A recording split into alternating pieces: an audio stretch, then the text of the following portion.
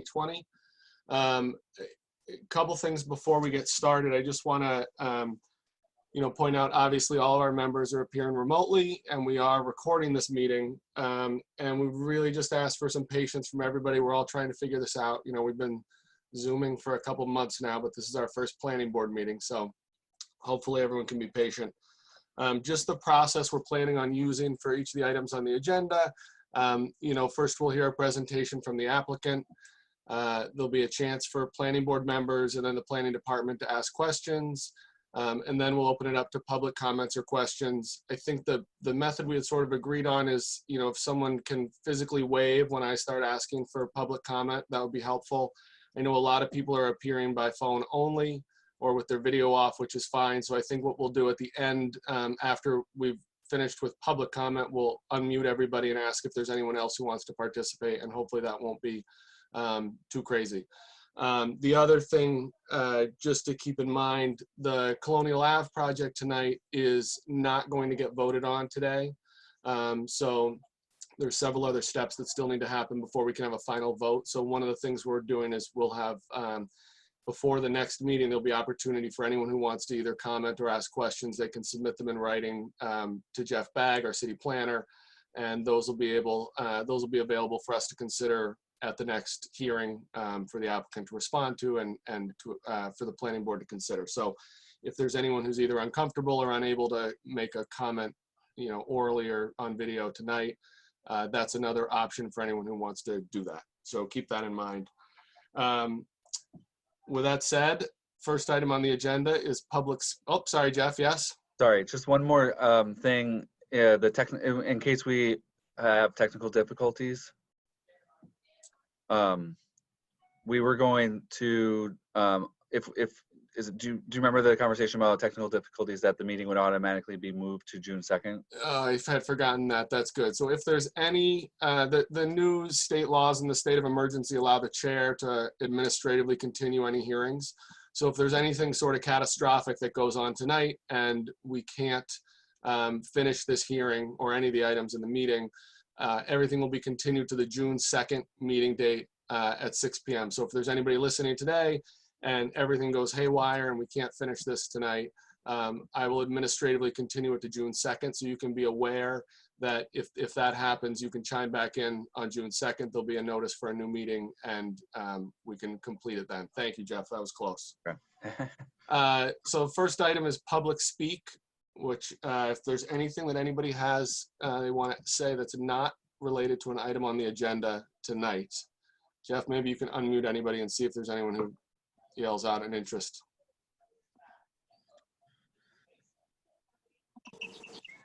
This is open to people who have something that's not on the agenda. All right. Okay. So hearing nothing, we'll move on. We have approval of minutes for 2 meetings, which are also unusual as everything seems to be right now. These were meetings where it was a conference call between myself, Jeff Bagg, and Zoe Ingram, our planning board clerk, where 2 meetings were administratively continued. We had first meeting on Tuesday, April 7th, and another one on Tuesday, May 5th. Since no one who was there is allowed to vote on those minutes, I'm going to use, I think, the same administrative power I had to move it to also administratively approve those minutes. So done. Moving right along, we have an A&R. Jeff, is there anybody from the applicant here to speak, or is the city presenting it? No, I think we have Emily Holmberg is on the line, and I made her co-host. And if I might pause for 1 second, I just this is interesting times to do this all virtually. But I did get an email from Harry, and he was looking for the link. So I am going to send him the link so that he can patch in. I'm going to be distracted for 1 moment. Yep. Emily should be able to talk, and she should be able to share screen to show the board the A&R. The co-host's privileges get to share screen, I believe. So Emily, let me know if you encounter any problem with that. Okay. I should have it set, I think. Okay. Looks good. So there's the plan that we submitted for a redivision reconfiguration of the dividing line between 20 and 22 East Green Street. This is in the R10 district. So the minimum requirements are 100 feet of frontage and 10,000 square feet. I'll zoom in a little bit on the actual lots. So lot 1, the current dividing line is the dashed line, and we're not changing the frontage of either lot. The resulting lots will be lot 1, which will have 10,285 square feet, and lot 2, which is the combination of the remaining land of 20 and what's now 22, which will result in 41,620 square feet. And currently the same, both lots are owned by Tim Garceau and his wife, Mary McEntee. Jesse? Yeah, you got a question, Jim? It all looks good to me. I see frontage. I'm ready to endorse. So the frontage isn't altered, but it still satisfies the square footage for the lot size. Right. The minimum square footage is 10,000, so the smaller lot will have 10,285. Jeff, any comments or questions from the planning department? No, the only thing that we were going to discuss was the ability for for the signature, the endorsement to go on the plan. Right, so I don't know how we want to work that logistically. I mean, I think at this point it'll still be me, but I'm happy to find it. Do you have physical plans, Jeff, or? I have not received them yet. Emily was making offers to get them here. So they could, if we had by Friday, I'm sure we could arrange for them to be someplace where you could sign them. Does that work for you, Emily? Yeah. They're here at my office right now, or I can make arrangements with Jeff sometime to get them over there. Okay, so I guess we can vote tonight and then we'll figure out the logistics of how I sign them in the meantime. Jim, you have a question? See, I don't have on any of my materials that were sent the actual address for the motion. I can see it's on East Green Street, but in terms of making the endorsement, what's the address that's being endorsed? It's 20 and 22. Thank you. Is what the two existing lots are. So I motion to endorse the A&R for 20 and 22 East Green Street. Seconded.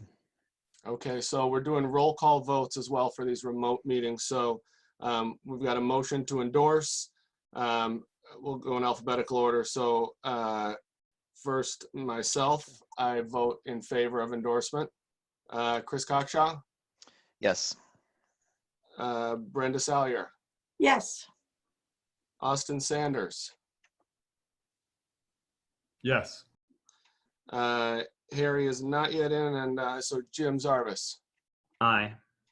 All right. So Emily, we'll figure out in the next few days how to get these logistically signed, but they're virtually endorsed right now. Okay. All right, thank you. Thank you. All right, Harry, good to see you. Yeah, took a while to get back on this. Just in time. Okay, so next up on the agenda, we have the continued public hearing for Walter Merrick seeking a special permit under section 8.3 and 12.7. Property is located at the end of Colonial Ave and is in the R10 zoning district. Terry, before I hand it off to you, I just want to do a quick item here. Brenda Salyer, planning board member, is neighbors with the applicant's mother and has some past relationship in a professional capacity, I think, with the applicant. So she has filed a disclosure form, and so just on the record, that's what's happening, but she will still be able to participate and vote on this and proceed as we would. So with that said, Terry, do you want to give us a presentation on what's going on here? Sure. Let me, I'll bring up the plan.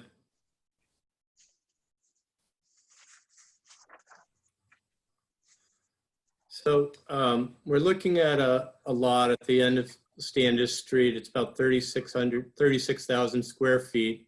It's currently wooded. I'm sorry, it's the end of Colonial Ave. There is a paper street, Standish Street, that was created back in the early 1900s, and the city has never acted on it. And so at this point, the abutting properties owned to the center line of the street. So we're utilizing to the center line of the street for the proposed development.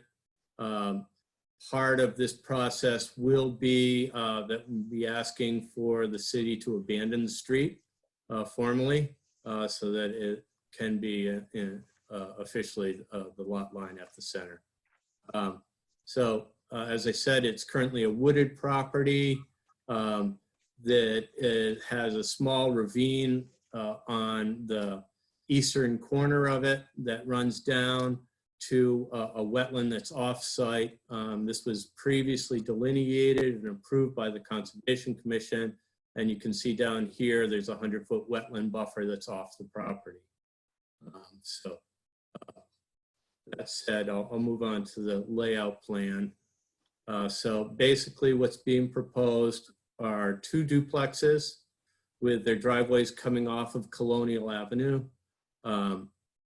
That basically will be consisting of 4 units with 1 car parking in the garage, 1 car in the driveway for each unit. So 2 parking spaces per unit, a total of 8 parking spaces for the site.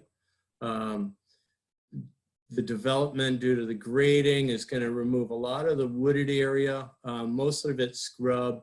The site over the years have been used as for dumping in the back portion. Significant debris was found in that area. Most of the trees are kind of scrubs. And so basically there will be some replacement, but it'll be mostly lawn behind the buildings.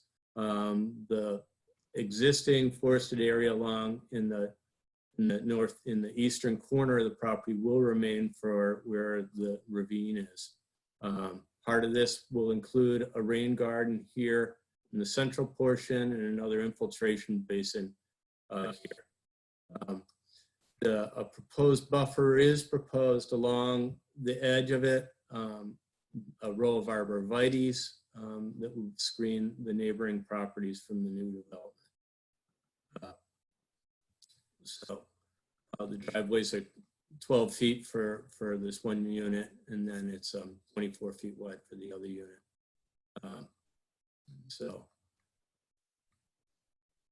As far as utilities, currently the utilities are proposed to all come off Colonial Avenue. The city has requested that we try to tie in to the new sewer manhole down on Plymouth Avenue down here that's recently been installed. We'll have to work that out with the city department, as we do have an infiltration basin down in this area that we'll be trying to utilize. So we will coordinate with DPW on that. So stormwater management has been dealt with the rain garden here, and then an infiltration basin here. We're getting our recharge in the infiltration basin. The rain garden is addressing water quality more and detention more specifically. The runoff coming off the site has been designed so that it will not exceed the pre-development amounts. And the runoff volumes are generally close to what they are at the current development scenario, non-development scenario. Water is being taken out to Colonial Ave, and same with the sewer, as I said previously. That's pretty much it. Standard erosion controls will be used for all down gradient undisturbed areas. So that's pretty much it in a nutshell. Small development, 4 units, and open it up to questions. Terry, before we go through questions, I apologize. Can you just describe the change in the application? So there was, there were Yeah. additional units proposed. Can you just walk Sure. us through that? Because recall that the first hearing, that was what the plans were going to be presented, and we never actually got that presentation, and now there's fewer. Yeah, the original design had 2 more units here where the infiltration basin is, along with a subsurface system down in the lower corner.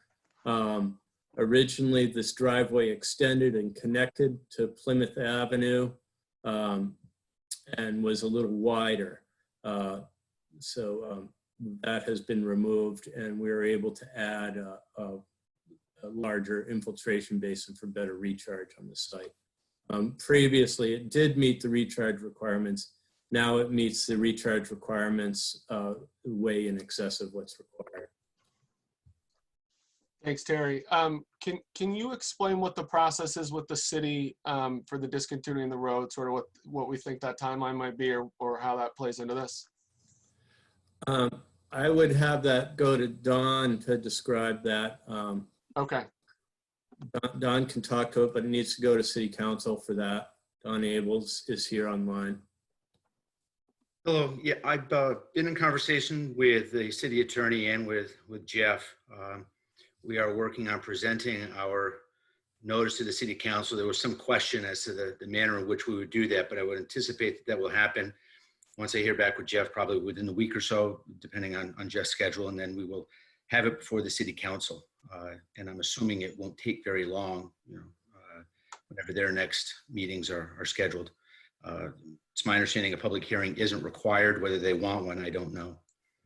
Okay. Thanks, Don. Jim, did I see you waving a hand? Do you have a question? I do. Of course, we all have tons of questions at the very beginning of the process. So, Jesse, feel free to lead. I'm willing to just dive in if you'll let me. Please. Okay. I'll start with the first thing that caught my eye was earlier in the presentation. And if you could show the buffer line of arborvitaes that you had there. Can you tell me the height at planting of those arborvitaes? These are 5 feet on center, and they are, I believe they're 6 foot high in general. That is over here. Yeah. Yes. Is the spacing in there as well? Yes, they're 5 feet on center. 5 feet on center. Sorry, I didn't quite catch that. And the purpose of this buffer is privacy screen from the neighbors? Yes, it's required as part of the zoning that a buffer be installed. Yeah, reasonably so. I mean, one of the comments from the neighbors is they would prefer a fence, and I know the applicant may prefer that also. Are you considering doing that? I think if it were allowed, and I assume Wally, you'd still like to do that? I certainly think that it might add more privacy. I don't know how the rest of the board feels. Are you saying, you're saying the fence in lieu of the arborvitaes or and the arborvitaes? In lieu of. Well, we can certainly hear from neighbors too and see what the feeling is. I think the bylaw for the multifamily project, I think, allows either vegetative or a fence buffer. So I think we have that discretion, and we can, see what the parties that are most impacted by it think if we hear from them either tonight or at the next hearing. Okay, I'll table that for a bit. How about the infiltration basin at the bottom there? You mentioned that there was a desire from the city to tie into the Plymouth Ave sewage. Would that require a plan redesign? Would you have to shift the basin? No, it would just be routed around it. So it could come right through the edge here. It's a little longer run. I'm not sure if it makes sense for it to go that way. Okay. What about the traffic? Can you tell me a little bit about traffic on Colonial Ave? I read a little bit about what your impact was, but can you talk about it? Well, basically, we submitted a trip generation, but generally, we're talking I believe it's 7 trips on the peak hours. And I can bring that up. But it's minimal trip generation on a project like this. It will never trigger a impacted level of service. The level of service typically that you're going to look at is where it comes out on Route 10. I know it's a difficult turn to the left. However, the amount of traffic that this is going to add will not be impacting that movement over there in any significant way, but any worse than it already is. Can you get a little bit more into the trip generation? Because I could not understand that. It was 27 trips at peak, so I don't understand how that can happen with 4 units and with 2 cars per unit. It was just I couldn't really break down the math. Well, the trip generation is it's based on the ITT trip generation calculator. Okay. And bear with me for a second, I'll bring it up.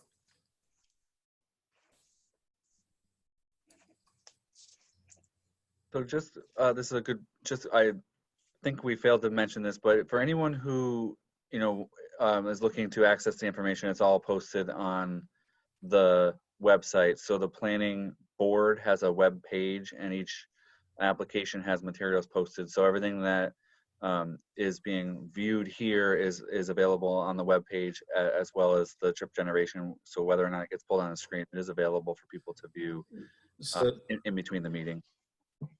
Just to go through it, basically, the trip generation currently, obviously because it's wooded, is 0. So basically, if you look at it, there's a peak in the morning, a peak in the afternoon, okay? And basically, this is going to generate 2 trips during the morning and afternoon peak trip hours, okay? There's a daily total of 27 trips estimated that the 4 units might generate over the entire day, coming and going. So Could you just, and that's it what may the be repeating 27 it, is. what's the current number of trips on the road? I'm not looking at the current number. I'm looking at the It's current 0. this project generates. I'm sharing it, Terry, so we can just see table 1, table 2 that you might be referring to. Sure. I think, so we're watching Terry's screen, so I don't know if it shows up, if what you're sharing is showing up. We'll have to unshare, I think. Let me stop the sharing.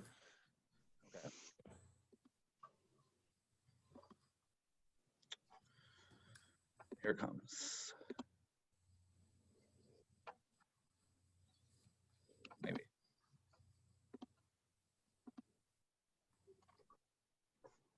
I'm good. There it is. Okay. Yeah. So weekday morning total is 2 trips per apartment. Is that what and then weekday No, evening? It's 2 trips for all the units, all apartments. In total. So we're assuming out of the 4 apartments, only 2 of them are going to leave. In that hour, yes. In that hour, in the Yes. peak hour, got it. And then 2 in those peak hour in the evening. Yeah. But in total, you're expecting a total of 27 trips. So somehow, like some units have 3 cars, some have 1, some have 2, and so it figures it out. It's 27. Yeah, I mean, because people have different, work schedules, whatever, whether some people are homemakers or whatever, they're going to be going out at different times of the day. Okay. And there was no pre-study done on the road for existing traffic. You're just looking at your project in the back. Right. Right. I mean, if you look at the very top, Jeff, if you go to the top of this page, there are some traffic counts that were done on Northampton Street south of O'Neill. And basically, the daily traffic out there is 11,000 trips. And Terry, that intersection on Colonial Ave and Northampton Street is just a stop sign for Colonial Ave, right? There's no traffic light at that one. Right. Okay. And to go ahead, Brenda. Thank you. I just want to be clear of the numbers. So the 2 represents 2 vehicle trips out of a potential 8 vehicles. Yes. So whatever the formula derived rate is, it's 25% of occupancy. Basically, yeah. And those are peak hours, right, Terry? So that's not a cumulative total. The 2 hours that are sectioned off, the weekday morning and evening, those are Right, the peaks. So the average is that those are the 2 hours when more than one car will leave at once. There may be other hours where one car is coming or going, but those are the peak hours. Right, right. Okay. And that's for the usage of apartments. If you go up above, it explains where this comes from. It comes from a land use of apartments, and it's land use 220 from the ITT trip generation manual. And is that what these are proposed to be, apartments? Currently, yes. Currently, yes. Okay. And are there any spots for guests, additional cars that you have factored into this traffic generation for guests into these apartments? Not in the actual parking spots in front of the buildings. How about in the trip generator? Is that required? No. Terry, what is the situation with the parking exactly? I think is there a one-car garage with each unit? Is that right? Yeah, it's a one-car garage. And that's, I can show you the layout. Wally, I'm correct in saying it's a one-car garage, right? Yes, it is. Yeah. And so if I share that, I can show you what the buildings look like.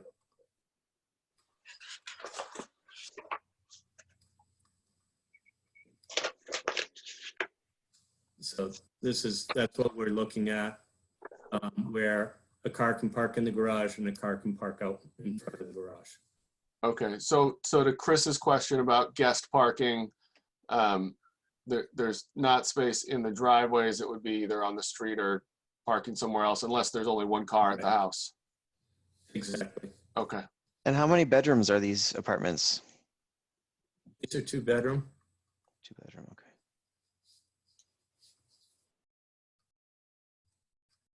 I have a quick question of something I noticed. I wondered if you could go back to the layout that showed the arborvitaes again. Sure. And it's a minor detail, but my eye caught it, and there was sort of a semi-transparent piece of brush right out by the leftmost driveway. And I was wondering about visibility as you're pulling out. There's sort of, yeah, that little thing. I couldn't quite make out. That's a maple tree. Okay. I'm concerned about it blocking the view as you're pulling in and out. Sight distance, it really is not an issue here. This is not a through street. It's a dead end. There is a driveway across the street right about here. But really, we're not talking about any kind of traffic coming through here. And did that say 60-inch maple? That says a 60-inch maple. Yes. So yeah, so it's basically a trunk more than a shrub. Yeah, fair enough. Yeah, and it's a Oh, there it is. Yeah. poor specimen. It's dying, but we are gonna, keep it for now. Terry, while we're talking about the buffer, is there any discussion about a buffer on the other side? I know that it's all wooded right now, but there's, is there any plan on that side? Currently on this side, the mowed field is out in this area. Yep. This is all wooded through here off property. And so that will remain as it is. The field starts where this chain link fence line is shown. Okay. Jeff? Yep, thank you. Just related to trees, I think it's important to just identify that there are trees located within the right-of-way. So the street right-of-way is wider than the pavement, and there are some trees that are proposed to be removed. And so I'm going to ask Terry to speak to that briefly, but I do want people listening to know that there will be a joint hearing with the tree warden at the June 2nd continuation. So there's a requirement for trees that are going to be removed within the right of way technically have to be reviewed by the tree warden and the planning board together. So Terry, can you speak to where those trees are? Sure. Okay. There are a few trees along right in the right of way right here. Most of these are dying trees, weak. I met with the tree warden out there. And his feeling was that none of these were of concern or of value. We are proposing a couple maples in here to replace some of these. I believe these are the October glories here that will be in here. But most of these trees are rotted and mostly dead throughout there along in the right of way. Terry, what about the existing vegetation that's sort of, I guess, behind and to the side of the buildings?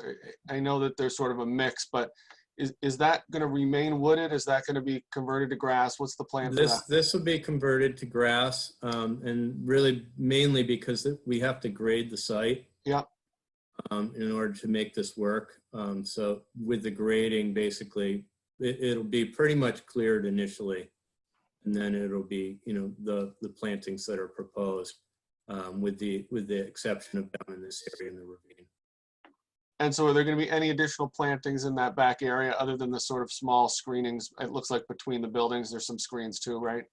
There's some small screenings in between the buildings. This will generally be lawn. It's not a large area. The rain garden will be planted with a grass mix, and then it can be planted with some perennial plugs after the grass mix is established for a couple of years. Is generally the best way to approach it. And they're also proposing the same thing in the infiltration basin, so that they'll be planted in a rain garden scenario, both of them. And once these become established, what ends up happening is they get mowed once a year after they go to seed. Okay, thanks. So it'll be a wildflower mix in these is the intent in the end. Can you tell me a little bit about the topography when this is done? How is it sloped? It generally slopes from west to the east. So that this area up in here and behind the buildings all drain to the rain garden. This area here in the front current will come down and drain to this infiltration basin. The rain garden will have an outlet. The infiltration basin actually will contain all of the stormwater flows. And I believe I've got it including all the way up into the 100-year event. Can you talk a little bit about the lighting plan? There's nothing specific in terms of outdoor lighting other than just stoop lighting. What's the proposal for that, Terry? Is there specifics yet? Well, it would be your standard, wall mount, lighting at the door and that sort of thing. And nothing on the sides or the backs of the building? I would expect there would be, a potential light up for the decks out in the back. And is there any existing lighting in the street that's being removed and not replaced on the poles? No existing lighting that's proposed to be removed. No. We do have a pole that needs to be relocated right here. That's currently in the way of the driveway.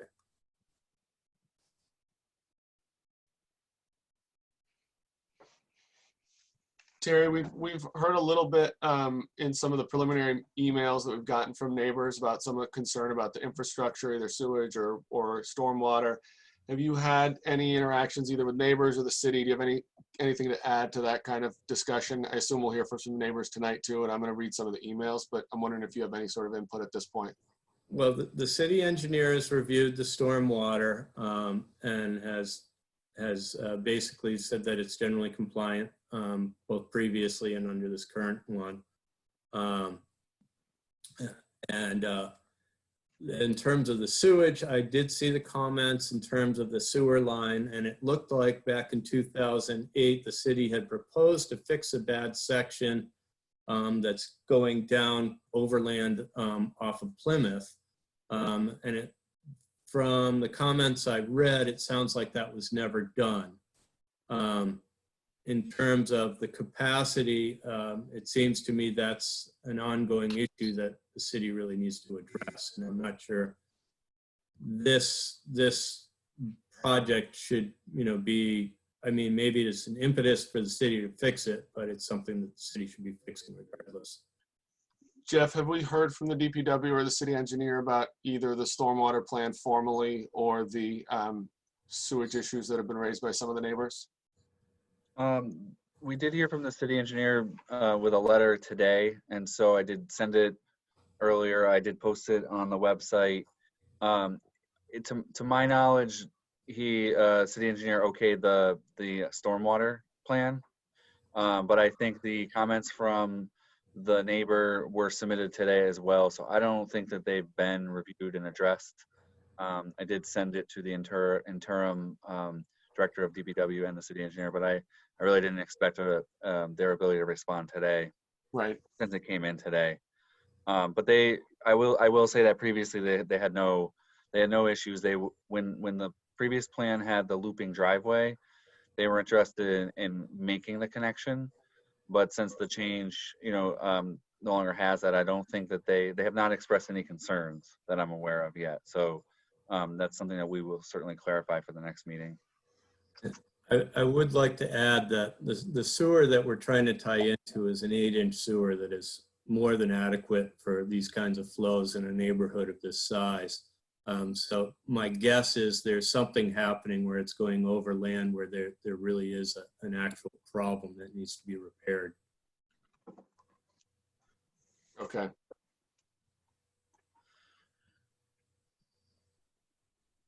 Any other questions from planning board members at this point or the planning department? Not at this point. I have one quick question. So are the abutters from that paper street, I imagine they're involved in the process to remove that street because that will increase, I imagine, their property as well. Are they actively involved in this? I can't speak to that. You cannot speak to that. Okay. I'm trying to unmute Don. Oh, there he goes. Okay. Don, Don, do you want to respond to that initially? We have not had conversations with the abutters, not having had any communication with the city council as of yet. Okay. I anticipate that we will. We obviously will have to. They'll be involved, but we haven't made any formal requests as of this time. Okay. And one last thing, Jeff, because this is not being subdivided, the frontage requirements are 100 feet and they're providing 175 feet for these 4 units. And that meets our zoning requirements because they're not subdividing, correct? Correct. It's all one lot. One lot on Colonial Ave. Yep. Okay. Yep. Oh, I was just going to say before, it sounds like we're going to get ready to go through the public comments. I did want to say that, in the conversations about the paper street, I mean, the city, to the best of my knowledge, and we will certainly figure this out, has no interest in building a road there. So it's not as though this is a street that was intended to get built, should have been built, and then didn't. This is a vestige from 1913. So I will reiterate the conversation that Mr. Abel had with the city attorney was that the preferred route is to formally get approval to discontinue it. I had a conversation with Don Abel this week, and things are a little bit slower in terms of function with City Hall, all the COVID stuff. So our expectation right now is that we're gonna have them do something similar to when a subdivision is completed and the developer seeks acceptance. That's a pretty well-known process. This process of discontinuance is not it's not a common process. So we're going to try to follow this where it would go to city council. It will likely get referred to they have a property subcommittee which reviews matters like this, and they would also review an acceptance request, and then it would go back to full city council for the final vote. So there will be meetings to discuss this, and I would imagine, and Don seemed agreeable that the immediate abutters would be notified directly that this is happening. I think that makes a lot of sense. So we have not fully fleshed out the process for that to occur. Understood. Thanks, Jeff. Thanks. Jim, did you have something else? Yeah. Well, it was about that last point that you made and about your point, Mr. Abel, about not having contacted those abutters yet. I was going to ask if, as part of this process, they had received notification of this, and I'm assuming as just a matter of standard course, they did. Is that right, Jeff? Yes. Yeah. Property owners within 300 feet would be notified in the mail of this proceeding. And this proceeding is including talking about removing the road, but that removal of the road is a separate process, which will require a separate butters notice, et cetera. Sure. Is Okay. that true? What I think is very reasonable to commit to is that the two immediate abutters, the two property owners that touch this Standish Street, would be notified. I don't know for sure whether the formal notice of everyone within 300 feet is triggered for that, but it's on their property and they'll be notified. Okay, thank you. Thank you.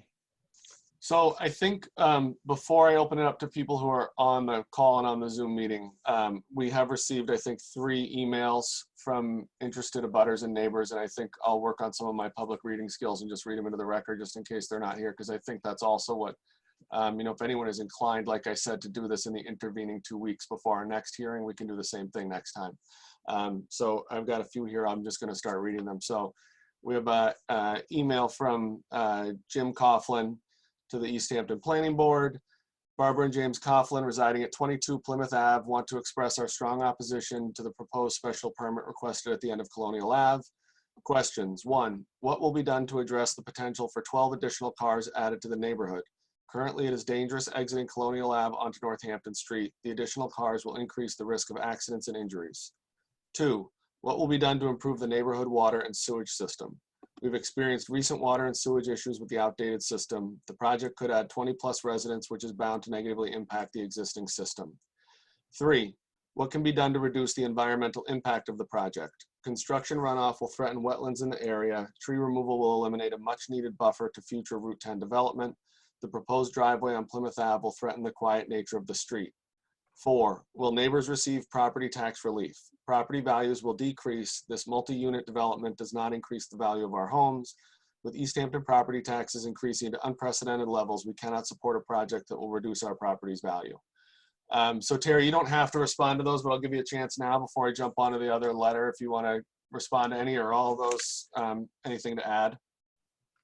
Well, I think we've touched on, what's being cleared. We've touched on the traffic. This is, again, it's not a big trip generator.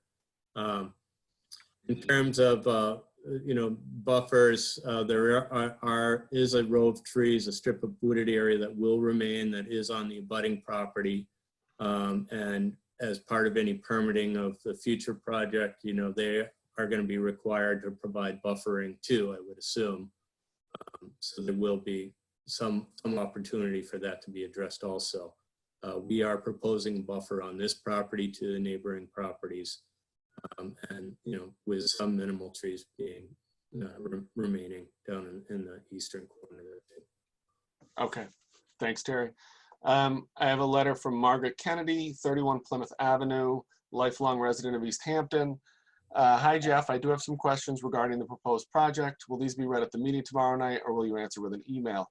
Questions. 1, under the stormwater drainage report and management plan, page 3, paragraph 2, still reads that Wally Merrick is proposing to build 3 duplexes. Was this just overlooked, or is that still on the table? Also, if it is approved to build 2 duplexes on the lot, could a 3rd duplex be built there in the future? 2, will these duplexes be sold as condominiums or rented apartments? 3, will all the trees be removed from that property? Will there be a buffer between this lot and the marijuana farm, currently Tasty Top driving range? I am concerned about farming noise, increase in Northampton Street noise, and odor from the pot farm in the future if all trees are removed.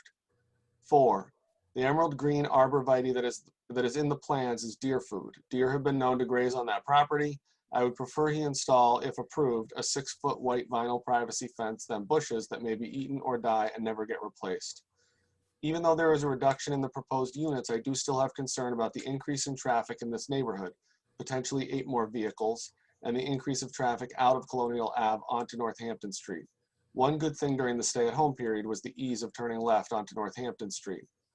Other concerns I have with this project are the indirect effects on my property during construction, property values and the reduction of permeable space after it's completed. I'm aware of the efforts, rain garden, to prevent future issues, but it is still a concern. I'm also concerned about our municipal infrastructure, especially after the city meeting where Ty and Bond reported the dire need of our systems to be replaced. I don't imagine adding 4 families to an old neighborhood is excessive demands, section 8.336A, but it should be a consideration to an area that has had several sewer issues. Terry, any comments or responses? I think we've talked to all of those, you know, and obviously the 3 duplexes, that's a typo in the updated report. How about the condominiums versus apartments? Are these planned, they're going to be rented apartments, is that right?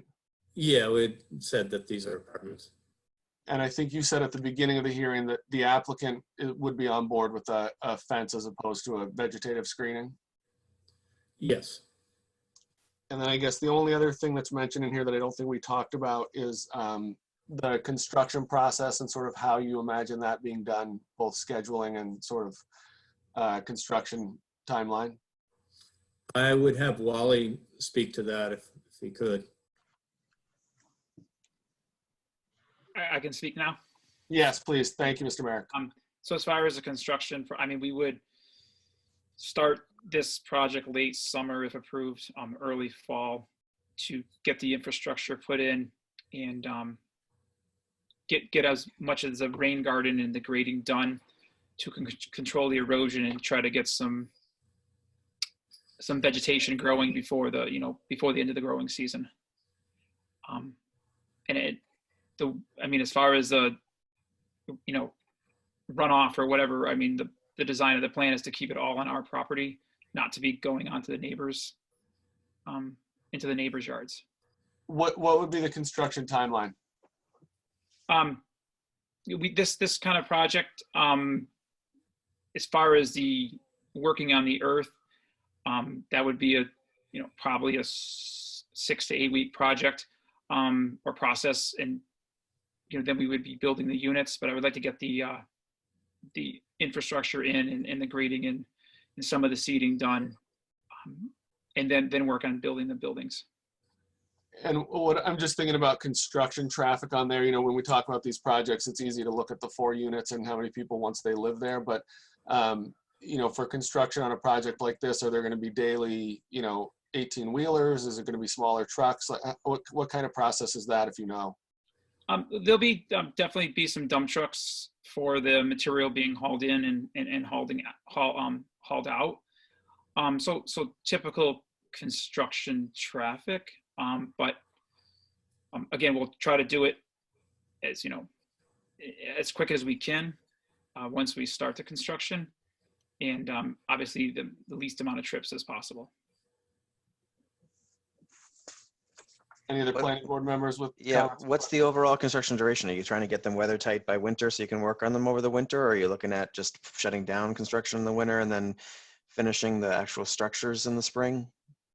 No, we'd like to at least build one of them this fall, and probably put both foundations in, and frame at least one of the buildings before the winter to work. So that would be something we would be able to work on, and then finish the other one maybe next spring. Again, it all depends on the timeline with this process right now, and when and if the approvals happens, when that actually happens. Jeff, did you have a question or a comment? No. Oh, you're waving. Okay. Oh, sorry. That's all right. Okay, so then we also have an email and a couple attachments from Kirk Peterson, who resides at 18 Plymouth Avenue. So his email says, "Dear Mr. Bagg, please find below some questions for tonight's planning board virtual meeting at 6 p.m. regarding the proposed development at the end of Plymouth Colonial Avenues. Question 1, what is the current legal status of the Paper Street, Standish Street? If a change in status is expected, what is the change and when? Question 2, besides the 4 one-car garages, where is the parking? Original plan said it had parking for 12 cars, thus it must have 8 parking spaces total. Question 3, will any trees or vegetation on the property be preserved? If so, what is being preserved? Question 4, where is the cited 175 feet of street frontage? Question 5, will any rainwater runoff be diverted into the sanitary sewers? Question 6, please see and respond to the 3 attached documents. Thanks. So before I get to the attached documents, Terry, I think you've addressed all those questions so far, but if you have anything else to add or anybody else for the applicant, that's okay. I'll give you a shot now. No, I think we have addressed those in terms of no stormwater is going to go into the sanitary sewer, obviously. And I did look at the attachments, and they're mainly in regard to the sewer issues that are happening going off of Plymouth Avenue. Okay, and I'm sorry, Chris, did you have a question? Nope. Okay, sorry. And so one of the attachments is a letter from Kirk Peterson at 18 Plymouth Ave. And I'm just going to read this into the record as well. Dated May 19th, 2020. Dear Planning Board members, I am writing to you concerning the proposed development at the northeast end of Colonial and Plymouth Avenue, map 128, lot 121. I've attached a copy of a document and map that was given to me by the Easthampton Public Works Department in October 2008 concerning the existing sewer system in the Colonial, Alden, and Plymouth neighborhood. As you can see, the sewer for this entire neighborhood of approximately 20 houses drains along the property line between 20 Plymouth Avenue and our property at 18 Plymouth Avenue, then through our backyard and down through 12 Plymouth Avenue to Mill Street. The area shared by number 12, number 18, and number 20 Plymouth Ave and 14 Mill Street has been marked by the Easthampton City Engineer on October 31st, 2008 as an, quote, existing problem area, end quote, and is referred to in the attached letter, attached as PDF. We know firsthand that the sewer here is a, quote, problem area, end quote, because it flooded our basement in December 2008 and caused more than $4,700 in damage, for which we were compensated by the city's insurance. In this incident, the basement of 14 Mill Street was also flooded and started to enter the basement of 12 Plymouth Ave before it was halted. On April 9th, 2020, it started to flood again. Fortunately, I happened to notice the water overflowing up and out of the manhole just behind our house, of which I have a video. I ran into our basement and indeed water, sewage, was just starting to flood our basement floor. We called DPW and they responded immediately and resolved the problem in the sewer line within a few hours. I commend the exemplary response of the DPW. However, if we had not been home or had not noticed what was happening, our basement, as well as our neighbors, might well have been flooded again. The proposed development at the end of Colonial and Plymouth Ave will add 4 more housing units to a sewer line that supports approximately 20 existing houses, an increase of approximately 20%. I refer you to the city zoning ordinance, section 8.336A, quote, water supply and waste disposal systems shall not place excessive demands on municipal infrastructure, end quote. I strongly encourage you to consider the advisability of adding more flow to a sewer system that the city of Easthampton itself labels an, quote, existing problem, end quote. Thank you for your consideration in this matter. Kirk Peterson, 18 Plymouth Ave. And accompanying that is a map with some handwritten notes on it that does identify some section as an existing problem area, although I don't know who made the notes. And a letter from the city of Easthampton, the former city engineer. I'll read this, it's brief. This is to Christine Yario at 18 Plymouth Avenue.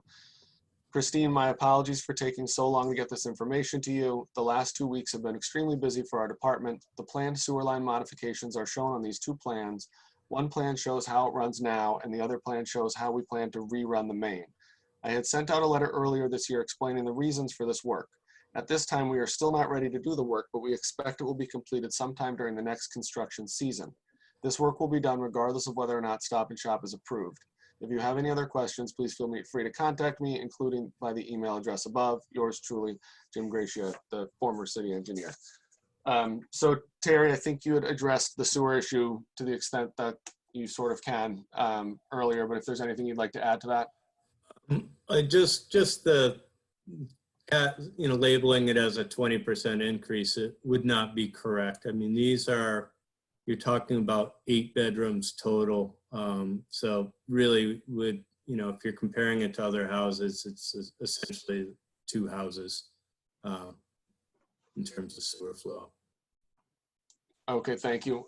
Planning board members or planning department, any comments or questions before we try to open this up to the public? Chris? I have one question yet. So do we know if that system did get improved the following year by this engineering department? I don't. DPW? Jeff? I don't believe it has been installed. That was what I was going to say, is that this email with the information is very useful. It came in today. So that's something that I think collectively we all should expect some information from DPW before the next meeting. It just simply wasn't enough time. Okay, that's fair. Thank you. All right, so we're going to try to open this up to the public. So I think the first thing is anybody who's appearing by video, if you want to say something or have a question for the applicant, if you can give a wave of your hand or somehow indicate that you want to, I'll try to scroll through these screens and see. Okay, so one. I saw, so actually we could do that. This is the winging it part. I made a quick list of the people that I can see that are on the call. Would it make sense to maybe just go down the list and Sure. see if people, okay. So I think what I would like to do is I believe that I wrote down 9 names. So I just did them in order from what I saw. So what I'm gonna do real quick is list the people in the order that you might expect to speak, and then I'm gonna go back and start with number 1. Okay. And I'll unmute the person, or if you can, I'm pretty sure people can unmute themselves, but I'll make sure I try to unmute them. And then if you don't want to speak, you just say you're going to pass. Jesse, I mean, we hope everyone will be fine and cordial, but we have some basic ground rules for every meeting, right? So, usually the comments are directed to the planning board. Right. So comments, first of all, remember to identify yourself with your full name and address so that we can track that in the minutes. Questions and comments should generally be directed to the planning board. We can either answer based on what we've heard, or we can consider your comments. And if we think it's necessary, we'll let the applicant respond as well. But I think especially when we're doing this by Zoom, if you sort of say everything you want to say, and then we'll turn it over instead of sort of a back and forth with the applicant, which isn't even very helpful in person, but it's going to be almost impossible here tonight. So I would say if you do want to speak, say everything you want to say, identify yourself by name and address, say what you want to say, and then you can mute yourself again, and we'll work on getting responses to the extent there are some. Okay. Can we stop the screen share so we can see Yep. the speakers? Yep. And then I think, it looks like there's a couple people who are on phone. So, I can unmute them and they can talk. And then you have a choice whether you want to appear on video or just be unmuted and talk. So here's the list. And Jeff, just a reminder, so there is a third option in this situation, which will be that you can pass tonight and you'll have another meeting on June 2nd when you can speak in person, but you also will have the intervening couple weeks when you can submit a written comment or question. So don't be afraid to use that. As you just saw, I'm happy to work on my public reading between now and then and get even better for the next hearing if you want me to read more emails. That sounds good. All right, so here's the list. Number 1 is Alex Hoare. Number 2 is David Gauger. Number 3 is Kevin Mulligan. Number 4 is Kirk Peterson. Number 5 is Leslie Tain. Number 6 is Meg Kennedy. Number 7 is Sarah McAlpine. Number 8 is Tina Gauger. And number 9 is Lawrence Kostick. So just based on that order, it just gives some semblance of an order for us. So I'm going to turn it over to Alex. And I can see Alex on video. Alex, can you unmute yourself, or do I have to do it? I have to do it. Okay. Bear with me for one moment. I'm trying. Hold on. Let's see. There we go. There we go. Thank you. The arbor barrier on Sorry, Alex. I'm sorry, Mr. Hoare. Can you just give us your address too? Oh, sorry. No problem. Alex Hoare, 20 Colonial Avenue. That arbor barrier, is it going to be exactly where Standish Street was, right up to the edge of where the property that I'm right next to it would be? I believe when the surveyors came through, it amounted to about 10 feet past the telephone pole that is on the side of my property that abuts the property where they're going to be doing the construction. That arbor barrier or that fence, is it going to be right up to the very edge of where Standish was going to be, but they're not going to build that road? Is that your only question? Yes. Okay. All right. So Terry, do you have an answer for that? It's to the center line of the paper street. So each abutter gets half of the street. So that would run on the proposed development side of the center line. And also, just another question, the tree on Colonial Avenue that you mentioned as dead, that's going to be removed. And there's a large tree further back towards Plymouth. Will that be removed as well? The trees that are on the development property side will, if they're not in the way of the driveway, could potentially be kept. It's I believe Holmberg went out and staked out that center line, so I'm not sure exactly which ones fall on one side or the other. And will Eversource be using Colonial Avenue to provide the power connection to those apartments, or the Plymouth side? We're currently proposing for it to come off of Colonial. Yes, there is a problem with the power lines leading down towards the dead end of Colonial Avenue that I've discussed with Eversource. It's right now it's a preventive problem, but anybody who takes a look at it will notice that there's a problem with the trees growing into the power lines. I imagine that will be addressed late this year or during the fall. I would expect Eversource, as part of their routine maintenance, would come out and cut those. I know they're. I spoke to them. Right now, they're not doing routine maintenance. They're only doing emergency maintenance due to COVID. Right. I don't know. It obviously would be something that would have to be addressed, though. Thank Okay. you, Mr. Hoare. All right. Thank you. Great, thank you. So next up would be David Gogger. I think I should be able to unmute you quicker. See, I'm working on it.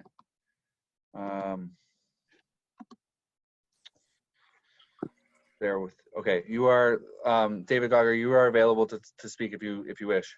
Hi, Jeff. Dave Gogger, 29 Plymouth Avenue. Can you hear me? Yep, I can hear you. Thank you.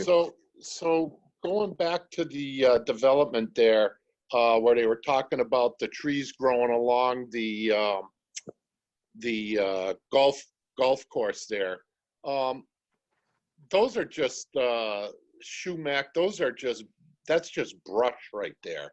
And they were saying that there were trees, and then over here at the corner at the end of Plymouth Avenue, they were going to cut all down the trees that supposedly is brush.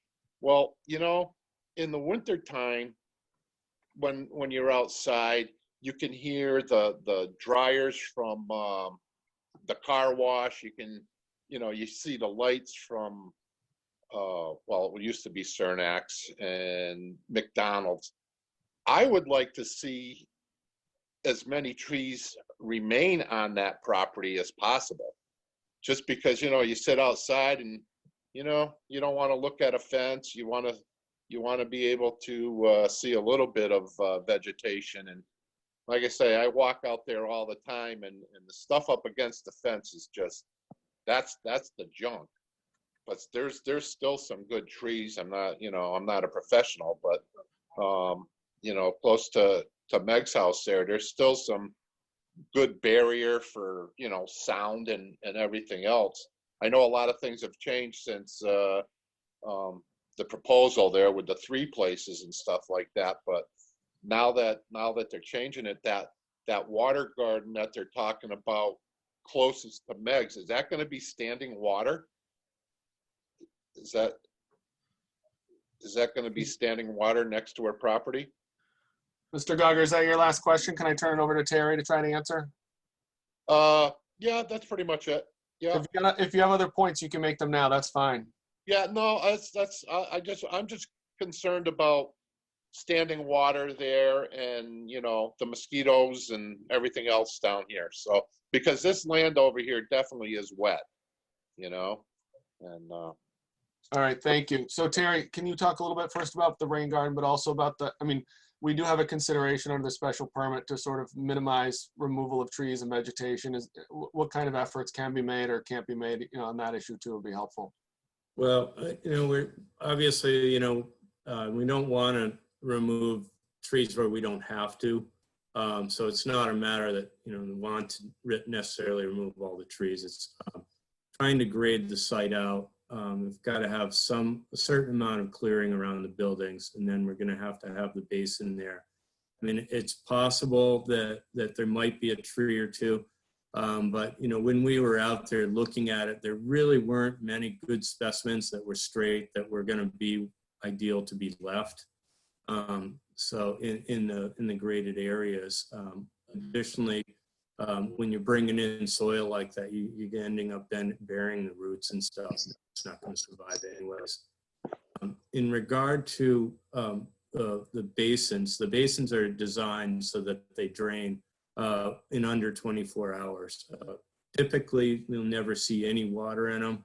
In a large event, you may see water that might stand in there for less than a day.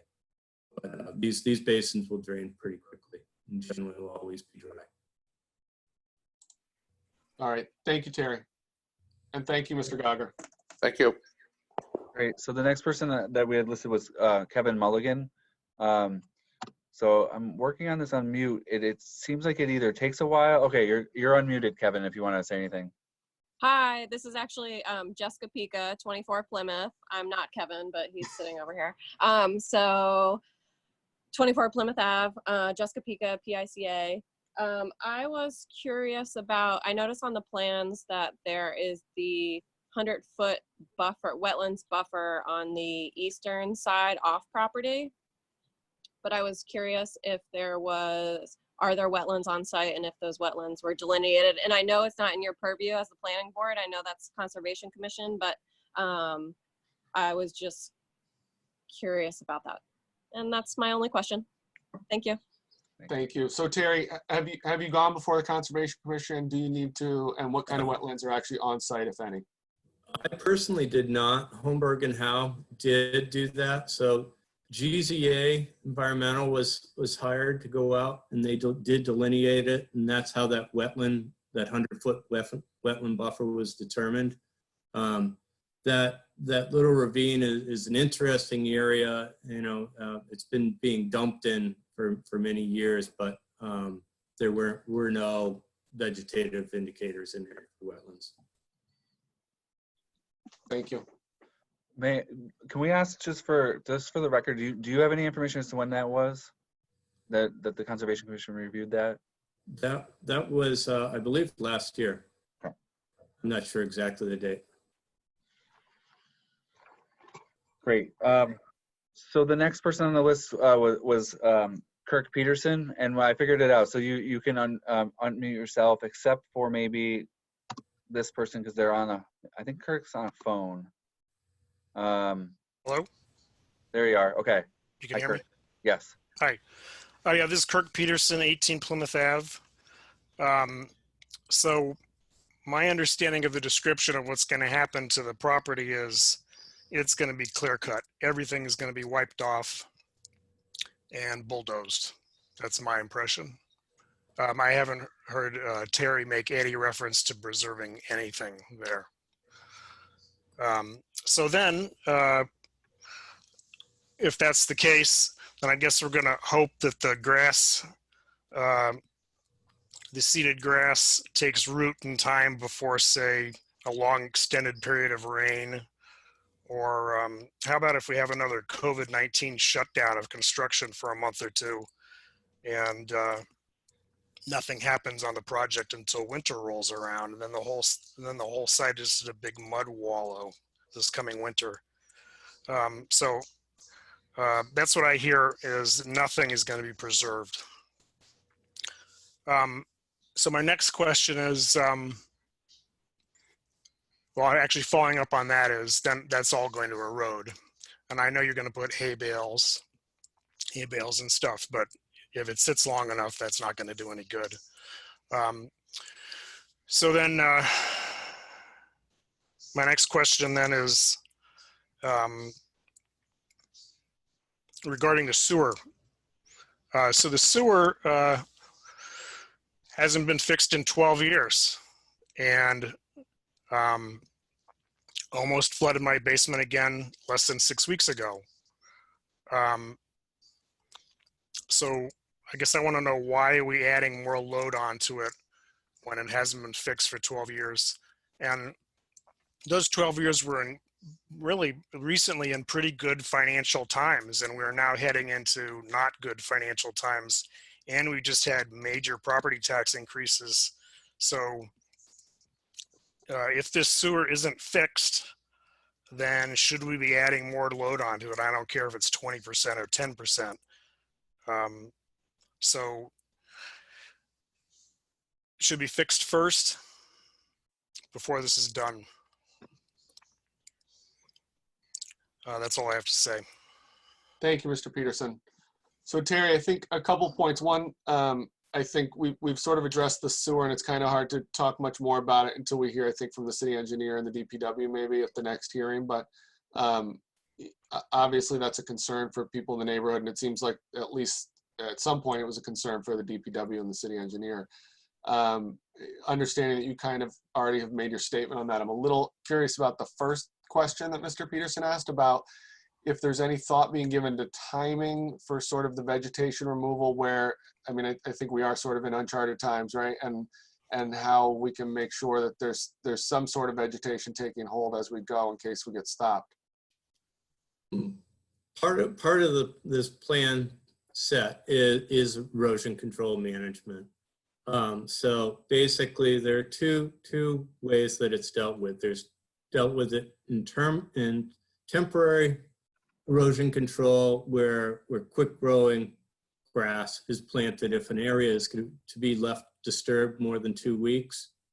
As soon as areas are finished, they are to be stabilized immediately. So there really isn't going to be any long period where any specific area will be left raw and with the ability to erode. Additionally, the rain garden is being utilized as a temporary sediment basin to additionally protect any erosion from leaving the site, in addition to the barriers that are on site.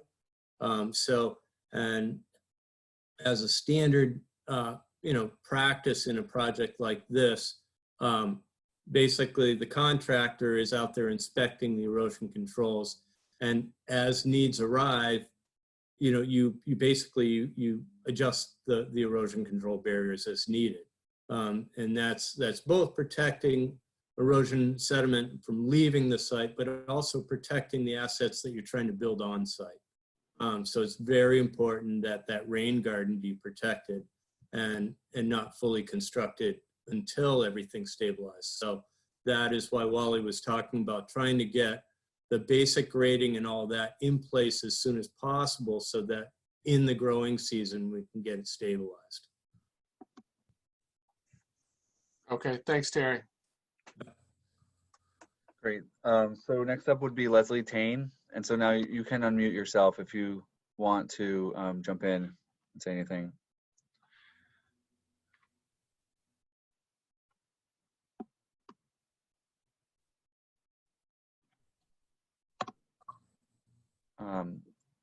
Leslie, I'm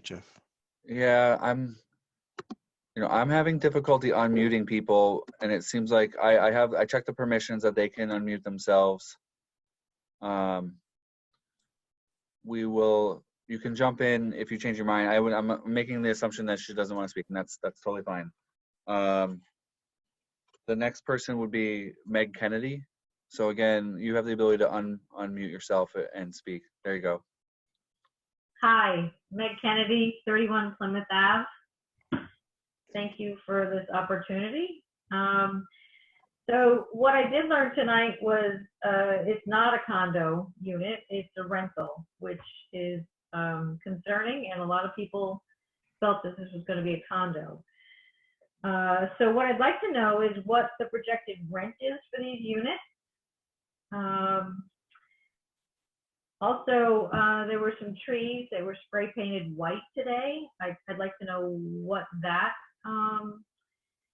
is for. There's several trees that are spray painted orange, and today some were spray painted white.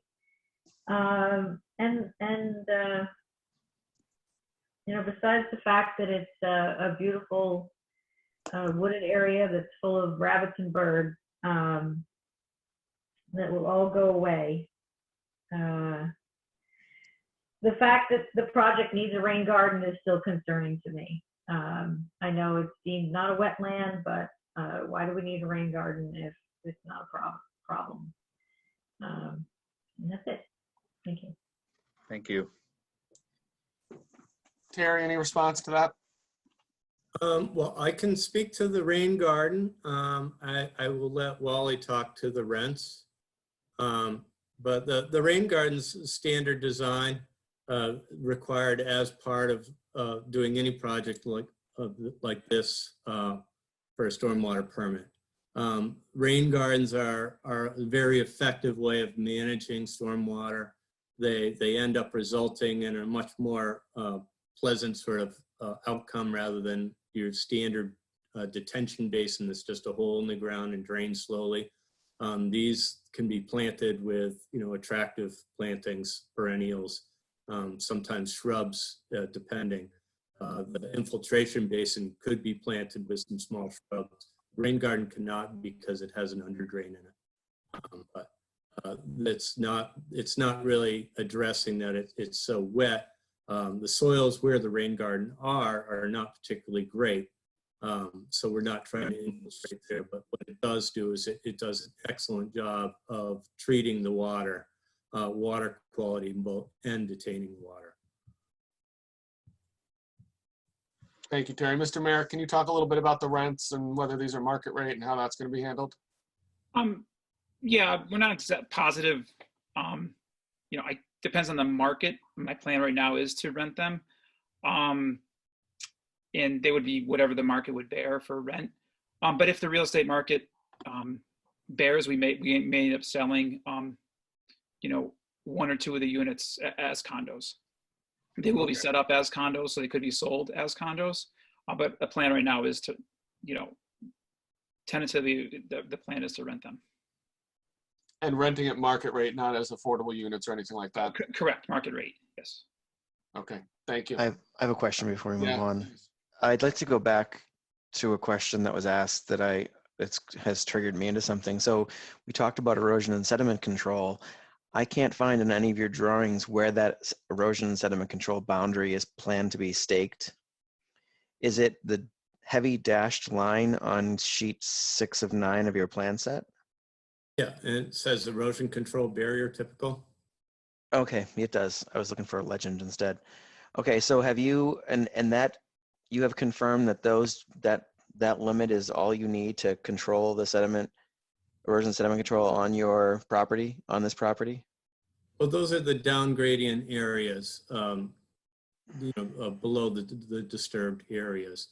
Most of the runoff coming from the upper areas is going to end up in the rain garden, which will be utilized as a temporary basin during the construction phase until areas are stabilized. Yeah, I'm looking at your proposed contours and I would not agree with that. I think I'm seeing stormwater leaving the site towards the chain link fence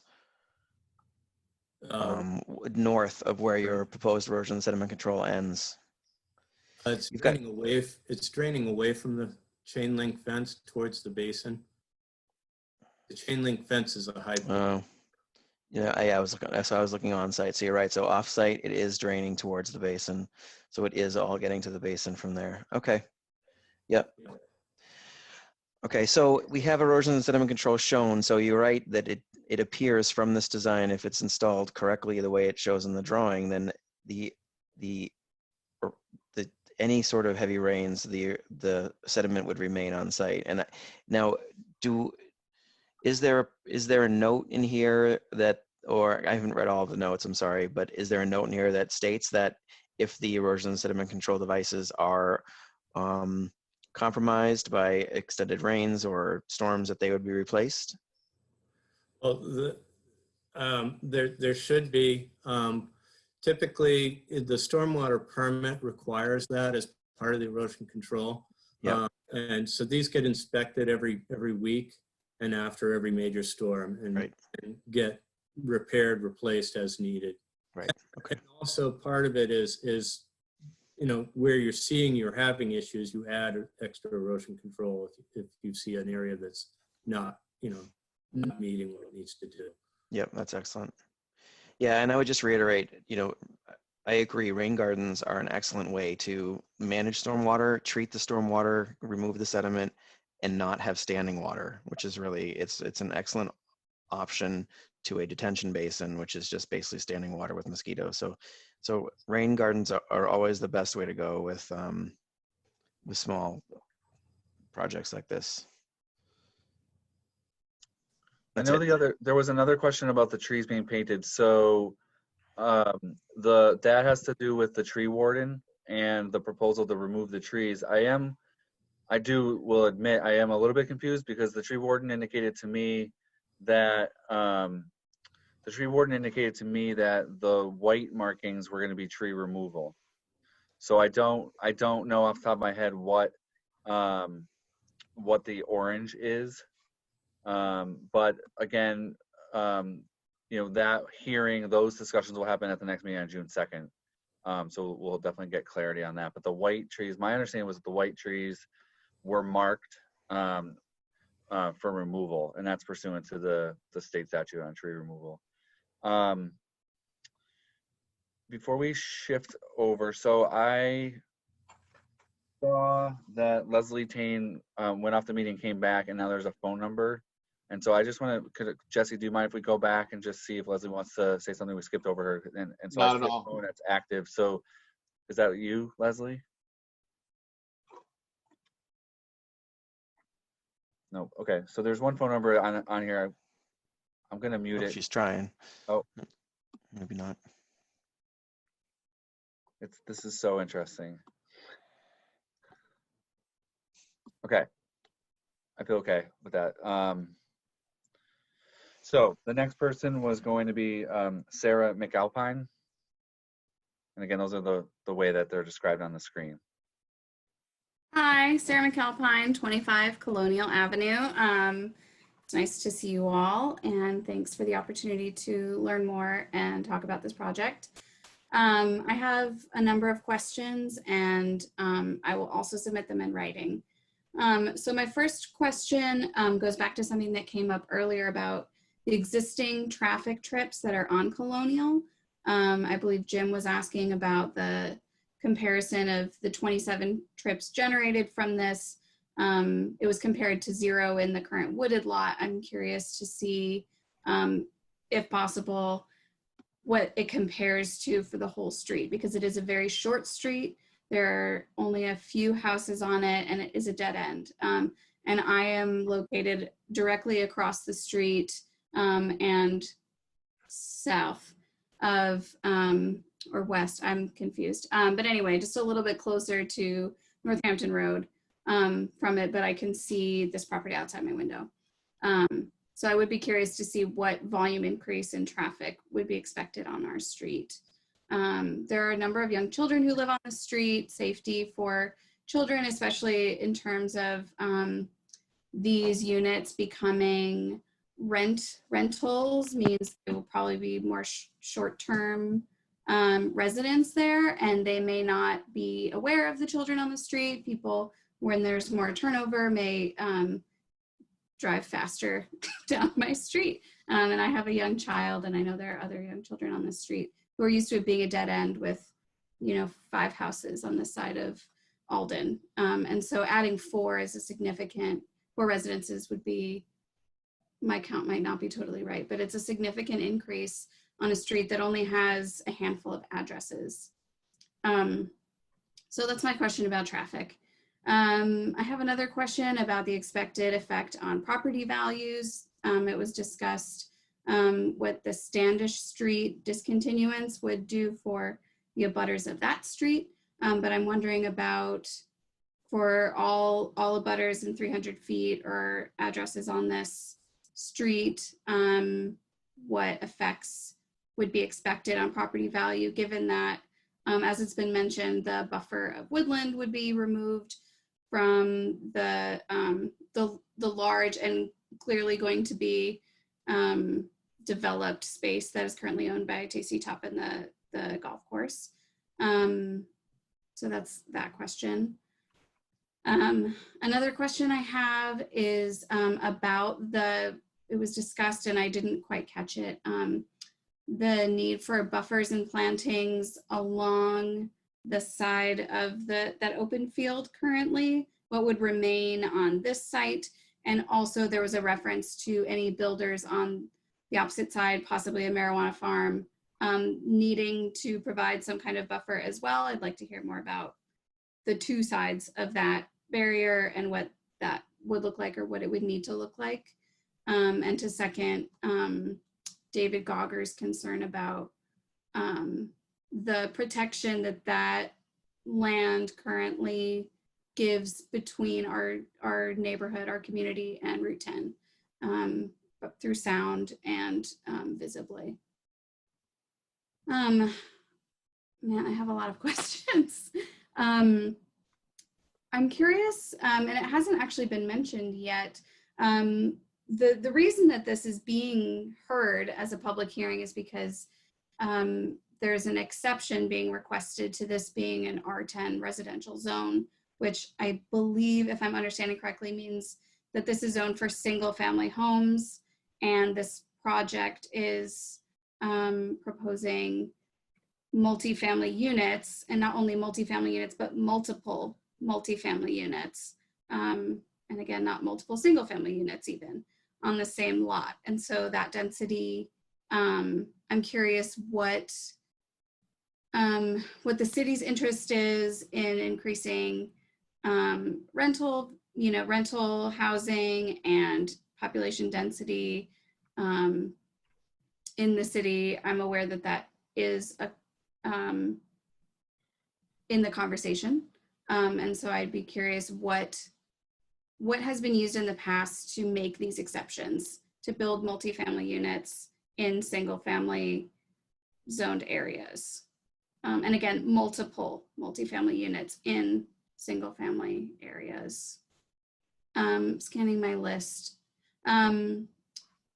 I don't know if this is in the purview of the builder or the owner, but it's been discussed how close this location is to wetlands and the dam on the Manhan River, and I'm curious if there's been any concern or any observation or expectation made of how it will affect wildlife in the area. I'd be curious to know about environmental flora and fauna and how that would be affected with this building. And again, the seeming clear cutting in order for the grading to happen. I'll stop there. Thank you. Thank you. So Terry, I think there's one of those that I can answer, which is just about the multifamily dwelling. The zoning bylaw in Easthampton, we have a specific section for multifamily dwellings. And so that predates my time in the city at least, but it's been around for a long time. And it provides for multifamily dwellings in residential zones. And I think you probably hit on the motivation at the time, and the reason why a lot of cities and towns have this is sort of trying to increase sort of the housing availability within a city, and acknowledging that that is sort of an exception to what we typically would do in a residential zone. But that's sort of that's the authority they have to build in that area, and the rules and guidelines that we have to follow in granting any special permit or denying a special permit for a multifamily dwelling or multiple multifamily dwellings on one lot. So that's the sort of legal basis for that. Terry, how about some of these other issues? You want to walk through any of them or address any of them? I think we've talked to, there are no wetland issues. This has been evaluated. The wetland buffer is well off-site. In terms of stormwater management, again, that's been addressed with the stormwater management efforts with the infiltration basin and the rain garden. In terms of buffers, this is, onto the meadow out there. And again, when a commercial development comes in there, they will be under a special permit, and they're obligated to protect, against the residential properties, provide buffers, both light, sound, and visibility over there. This project itself is providing a buffer zone as required in the zoning along the residential edge of this property. There isn't a lot we can do in terms of that. Just the nature of the property requires that a lot of the wooded areas be cleared to allow for the development. So just going back through a couple of those, Terry, the first one was the issue with the number of trips. I think what you said at the beginning is that there's a number for sort of the traffic flow on Route 10 and you've provided the number for the increase, but we don't have any data for the current traffic on Colonial. Is that correct? Right. I mean, typically, you know, it's a small enough neighborhood that it really has a fairly insignificant impact on the overall trips on Northampton Street. As I put in the trip generation report, the daily trips out on Northampton Street are at 11,300 trips daily. And that's at O'Neill Street is the closest count we could get. But that's going to be in that ballpark. So, you know, we look at this and, you know, this is not a significant increase to that number. Well, what we don't know is the current travel on Colonial, right? So the missing number there, so to speak, at least from Ms. McAlpin's perspective, is sort of what 27 trips looks like for what the current traffic is on that street. But you don't have that data. That kind of number is not even noticeable during the day. I mean, you're talking 2 trips in the peak hours. You know, two cars going out during the peak hour, 2 cars coming in during the peak hour. So, you know, while 27 seems like a lot over the entire span of the day, it's barely noticeable. Okay, and you don't have any data about property values, I assume. This is sort of a... Well, I mean, I can tell, I am not an assessor, but I can tell you how these houses are assessed, and they're not, what's being built here are not comps to the residential homes that are there. These are going to be assessed as either condominiums or apartments. They are not a comparable, they're not a comparison to the houses that are around them. So if assessments are done as they're mandated, they're not going to have any effect on property values. Yeah, and I'll jump in on that one too, because I was going to make sure we didn't not discuss that. You know, the planning board under the special permit has criteria that you take the proposal and you balance it against the criteria. But I think it's important to understand that property values is not typically, it's not really an item that the planning board evaluates. And I think it's important, it's just important to understand that, you know, generally speaking, property values will go up. This type of development is small. It's not the type of development that would reduce valuations in that neighborhood. And so it's a common question and it's a common concern. And if you extrapolate it to larger projects, much larger projects than this, you know, the court cases have happened on property values, and it really says that the planning board can't really make a decision based on potential changes to property values. It's a difficult thing for the planning board to be involved with. So it's not something that trying to skip over, but it's just something that doesn't really factor into the criteria the planning board typically looks at. It's a good question, but it's just a little outside of the planning board's jurisdiction. And Terry, the last one, I don't want to skip over. Do you have any information about sort of impact on wildlife or any of that at the site as far as what might happen or what's there right now? Well, I mean, you know, it's always a concern. I mean, everybody would like to have a nice little, you know, wooded area behind their house. However, in terms of the scheme of things, there are vast amounts of woodlands beyond this site. There's a whole green corridor along the Manhattan River. This impact, you know, yes, you know, you're not going to have the deer necessarily grazing and the rabbits and as many birds in this specific location. There's not a lot we can do about that, but in the general scheme of things, it's not going to have an impact. Thank you. Great. So Jesse, we're ready to move on. So we have 2 more that I am aware of. I can see the participant list. So Tina Gogger, it looks like if you would like to speak, I don't know. Oh, okay, you're unmuted. Yes, Meg did bring up a lot of good points, as did many of my other neighbors. One thing I did want to add is the insignificant amount of traffic that is going to be added to the community here. As one who has to sit in traffic to exit our little area to get onto Route 10, I'm sure most of our neighbors have experienced that on a daily basis. That is a little troublesome when you're adding additional housing with additional cars. So that's one thing I did want to add in. Okay, thank you. Ms. Gogger, can you give us your address just for the record? Oh, 29 Plymouth Ave, sorry. Thank you. Anything else, or was that your one comment? No, that's it. Thank you. All right. The last person on the list is Lawrence Kostick. So if you wish to speak, you can unmute yourself if you have that capability. I'll try to.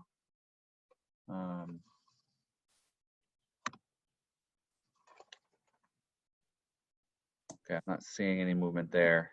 Okay, and I think we covered everybody that's actually on the call, which is nice. So there's no. Yeah, and just to reiterate, so the meeting was available on channel 193, and Easthampton Media was gracious enough to cover it live, so it was on YouTube, and it can be available for review again. So that that's important while we do this virtual meeting, that, as the chair alluded to at the beginning, that there is a final. This is not the final decision-making night. That comments can be submitted to the planning department. And then I'll hand it back over to Jesse. I see Brenda is raising her hand. Brenda? Yeah, I just wanted to close the loop on one question submitted by Margaret Kennedy, #1, and I apologize if this was answered. The second part of her question is, also, if this is approved to build 2 duplexes on that lot, could a 3rd duplex be built there in the future? I mean, I'll address that. So, I mean, if we grant a special permit, it will be limited to the plans that are presented, and it'll say that in the decision. So that would not be typically something that could be altered without coming back and amending their special permit. Anybody? Yes, Mr. Zarvis. So I have an interesting question. There's some aspects of this that I want to check out, and I think that just driving down the street would do it. It's really about getting a better understanding personally instead of anecdotally about the traffic flow and the difficulties getting on Route 10, because as was stated, they are asking for an exception here. Normally, for something like this, we might do a site visit, but clearly under these circumstances, getting people together is a bad idea.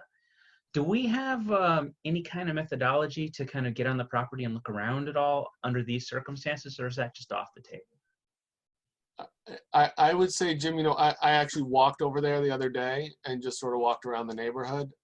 You can get a pretty good picture of what's going on if you go on Plymouth and Colonial. And I mean, driving would give you the perspective of waiting at that intersection, which I think some of these abutters have raised. But I don't think it's a site that you really need to get on and walk around, mostly because it is largely wooded. But I think it is worthwhile, especially since we have time and we already are going to continue this, that I think it makes sense for people to sort of self-schedule their own trip to the neighborhood.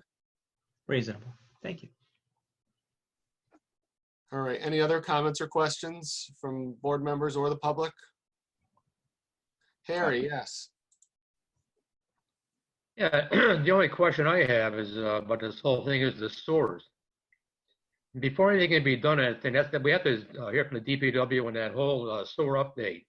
Otherwise, we're just beating ourselves to death here for nothing. If they can't fix that store problem, what should even proceed? I ran into the same problem at my house on Clark Street when they're planning on putting a condo project up on a brickyard.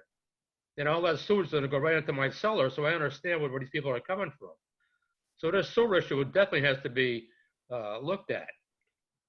Yeah, I would agree here. It sounds like it's something that has at least been on the radar in the past, although maybe not recently, but I think they were raised to the DPW or the city engineer just within the last few hours. So hopefully we can get some sort of response for the June 2nd hearing if we continue this. Yeah, the only other question I have is how much tax revenue would the city receive from this project?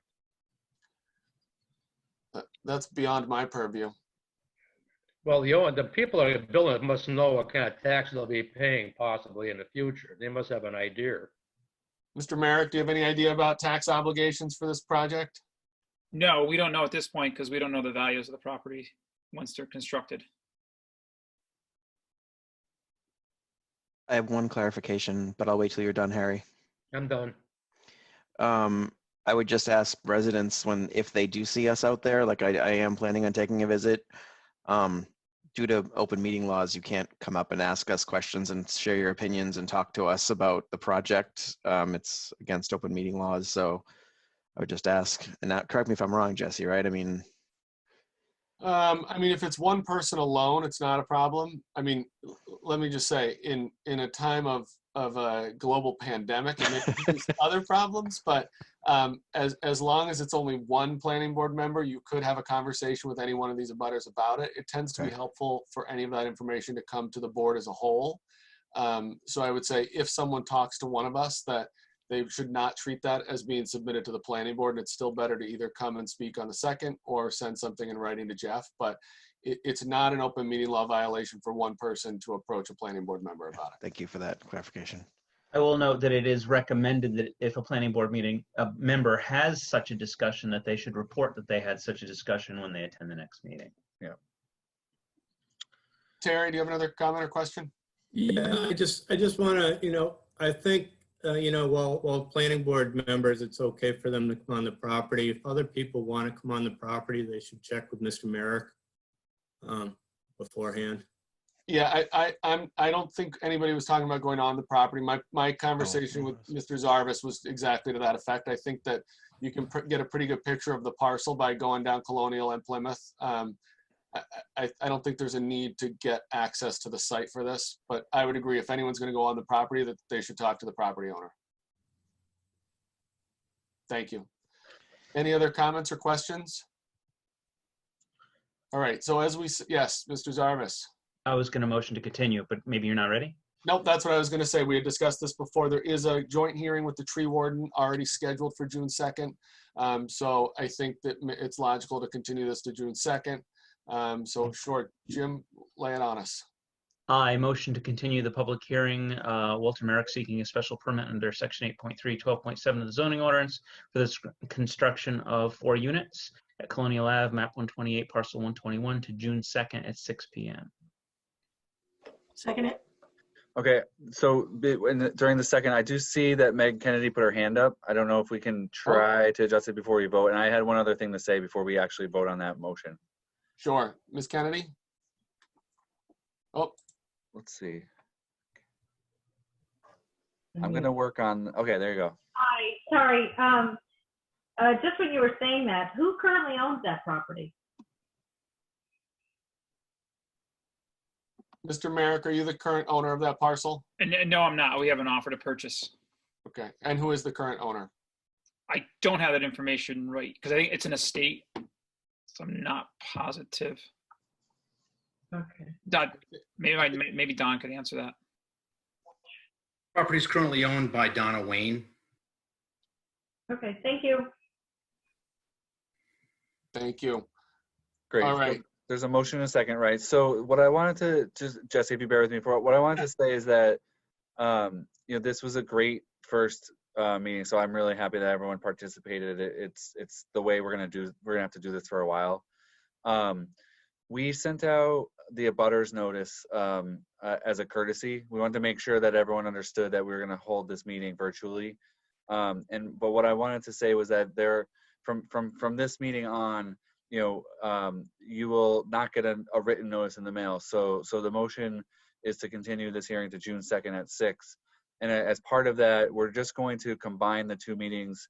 So at 6:05, technically, we'll bring in the tree warden and have the discussion. So just for clarity purposes, I just want to make sure everyone understands that this is from here on out, we continue it during the meeting, and there's no more written notices. So if other people that you encounter remain interested, the way you're going to access the information is the best way we're able to do this is the city website has a section for agendas. And so that's what we're going to try to do with these meeting notices is put the agenda up so that you can see it.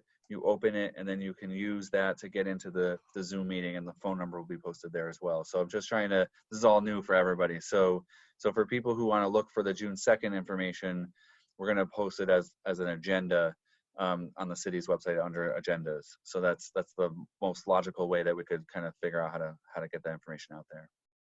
Good point, Jeff. Thank you. Okay, so we have a motion and a second to continue to June 2nd. We'll do a roll call vote again. So all those in favor of continuing to June 2nd, Jesse Belcher-Timmy, aye. Chris Cockshaw? Aye. Brenda Salyer? Aye. Austin Sanders? Aye. Harry Schumann? You're muted, Harry, but try again. Aye. Thank you. And James Zarvis? Aye. All right, excellent. So we will see all of you on the 2nd. And thank you very much. This went, as Jeff said, this went better than I could have hoped. I've spent a lot of nights thinking about how this was going to go, and none of them went this well. So we have nothing else on our agenda. Is that right, Jeff? Correct. So can I get a motion? A motion to adjourn? Seconded. All right, and a roll call vote again. All those in favor, Jesse Belcher-Timmy, aye. Chris Cockshaw? No, I want to stay all night. Yes. No. Aye. Aye. Brenda Salyer? Aye. Austin Sanders? Aye. Harry Schumann? Aye. And James Zarvis? Aye, aye. Thank you all very much. Have a good night. Stay safe. Thank you, everybody. See you on the 2nd. Thank you. I'm going to Bye-bye. I'll end it for Aye, everybody. Thank you.